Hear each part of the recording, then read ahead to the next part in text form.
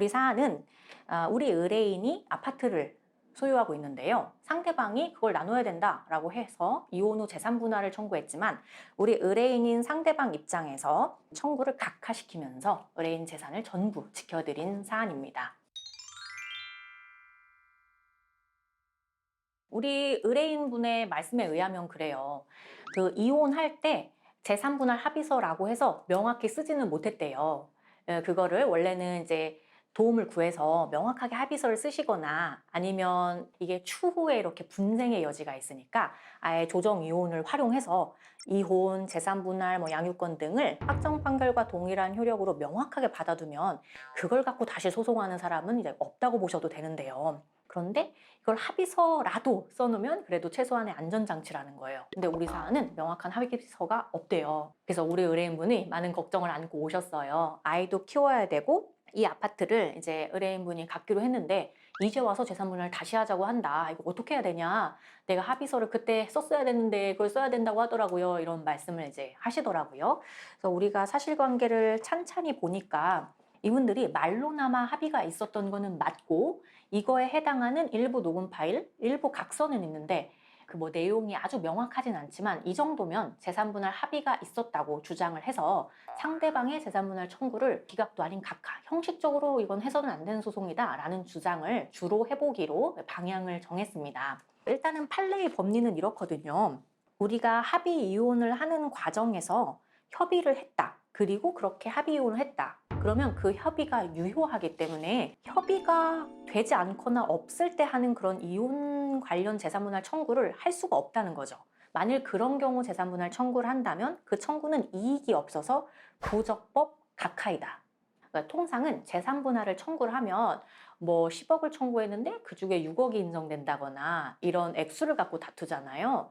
그런데 예를 들어 전부 기각을 시킨다 또는 아예 그 전 단계로서 너는 이 청구를 할 이익 자체가 없어. 형식적으로 문제가 있어. 이미 합의가 있는데 왜 해? 실질적으로 들어가서 볼 필요도 없어. 라고 하는 게 부적법 각하예요. 내가 상대방 청구에 대해서 감액시키는 정도도 아니고 전부 기각도 아니고 아예 그 전 단계로 완전 승소라고 볼 수 있는 거겠죠? 이렇게 부적법 각하를 시키게 된 사안입니다. 일단은 재산 상황을 볼 때 이제 상대방에게 뭐 기계를 이전을 했고 다만 주된 재산은 아파트를 우리가 갖게 되면서 양육비는 우리가 부담할 거라는 합의도 있었다는 말씀을 의뢰인분이 해주셨고요. 그랬더니 상대방이 하는 말이 그런 합의를 한 적이 없다. 양육비 부담 조서에 양육비 30만 원 적혀 있다. 등등등. 그리고 우리가 또 갖고 있었던 것 중에 하나 각서가 있어요. 근데 이제 각서의 내용이 완전하진 않지만 뭐 어쨌거나 상대방이 더 이상의 재산분할 신청을 하지 않는 내용의 각서로 보아서 우리가 이것도 유리하니까 제출을 하였는데요. 상대방은 본인이 작성한 게 아니다부터 시작을 해서 이거의 작성 시점, 왜냐면 작성일 자체가 기재가 안 돼 있어요. 그래서 작성 시점, 뭐 여러모로 다투게 되었죠. 그래서 일단 상대방이 본인이 쓴 게 아니라고 해서 저희가 그럼 필적 감정을 해보자 라고 하여 이제 상대방의 평소 필적을 제출하고 법원에 감정을 신청하게 되고요. 어쨌거나 주요한 부분은 상대방의 필적으로 보인다라는 감정 결과를 받게 됩니다. 그래서 이거를 이제 종합하게 되고 그리고 상대방이 말한 것 중에 하나가 그 양육비를 우리가 부담하기로 합의를 하면서 재산을 다 갖고 간 건데 왜 그런 부담조서에 30만 원이 써 있냐라는 주장을 또 하게 되죠. 그런데 실제 양육비를 받진 않았대요, 의뢰인분이. 그래서 이 조서를 작성하게 된 경위는 협의 이혼을 진행하던 중에 이제 관련자분께서 양육비를 부담하지 않는 게 말이 됩니까? 재산이 뭐 그렇다 치다고 하더라도 그래서 형식적으로 기재를 한 것에 불과하고 우리의 실질 합의 내용은 내가 재산을 전부 가지면서 양육비를 부담하지 않기로 한 것이며 그래서 실제로 양육비를 받지 않았다라는 주장을 하게 됩니다. 만일 우리가 재산 분할을 일부나마 해야 되는 상황이었다면은 양육비도 청구를 하거나 증액을 시켜야 되겠지만 예비적으로 우린 예비적으로 갈 것도 없이 재산을 전부 지키는 당초 원했던 바대로 마무리를 한 사안입니다.